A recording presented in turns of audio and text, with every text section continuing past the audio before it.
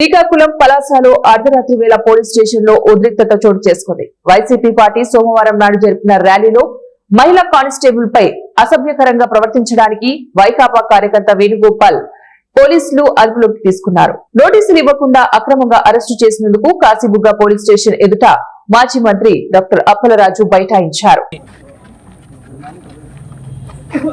Permission ఎవరు అన్నప్పుడు చలానా ఎందుకు తీసుకుంటారు?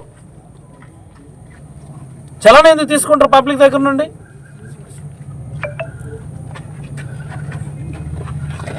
మీరు రిప్రజెంటేషన్ తీసుకున్నారు పర్మిషన్కి సంబంధించి చలానా కట్టి, ఇన్ రైటింగ్ పర్మిషన్ ఇవ్వము అని మీరు ఎవరు, ఇచ్చాము అని మీరు చెప్పరు. ఎలా తెలుస్తుంది మాకు? మేము మీకు చాలా స్పష్టంగా మీకు చెప్పాం. శ్రీనివాసరావు జంక్షన్లో మానవహారం చేస్తాం, అక్కడి నుంచి ర్యాలీ ద్వారా ఎక్సైజ్ సూపరింటెండెంట్ ఆఫీస్ కార్యాలయం వరకు వెళ్తాం, అక్కడ వాళ్ళకి రిప్రజెంటేషన్ ఇస్తాము. దిస్ ఈజ్ ది మేము చేసినటువంటి కార్యక్రమం. మహిళలు ముందున్నారు. మహిళలు ముందున్నప్పుడు ఆల్ ఆఫ్ ఏ సడన్ వచ్చి మీరు రోప్ వేయడం ఏంటి? అక్కడ అసలు అంత అక్కడ వెర్ ఈస్ దట్? అంత పెద్ద తోపులాట అయిపోయేంత ఇదేముంది వర్షంలో? అది కూడా programme. All of a sudden మీరు మహిళలకు రోప్ వేయడం ఏంటి?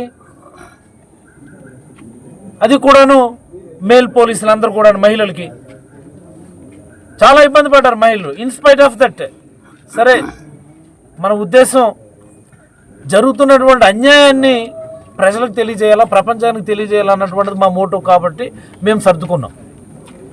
ర్యాలీలో పార్టిసిపేట్ చేసినందుకు మహిళల మీద కూడా ఎఫ్ఐఆర్ వేస్తున్నాడు సిఐ. ఇంత సిగ్గుమాలిన పని ఈ పలాస పోలీస్ స్టేషన్ చరిత్రలో ఎప్పుడైనా జరిగిందా? లేడీస్ మీద, మా ఆవిడ మీద కూడా ఎఫ్ఐఆర్ వేశారు నిన్న. ఇది ఈ సిఐ గారి పనితీరు.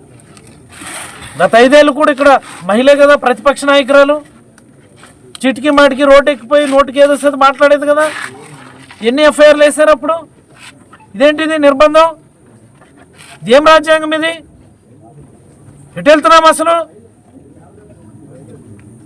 నిన్ననే చెప్పాం మీకు, మీరు మ్యాక్సిమం చేయగలిగితే మళ్ళీ మీరు ఒక ఎఫ్ఐఆర్ వేయగలరు, కేసు పెట్టగలరు. ఇంకా మీరు కావాలనుకుంటే రిమాండ్కి పంపించగలరు.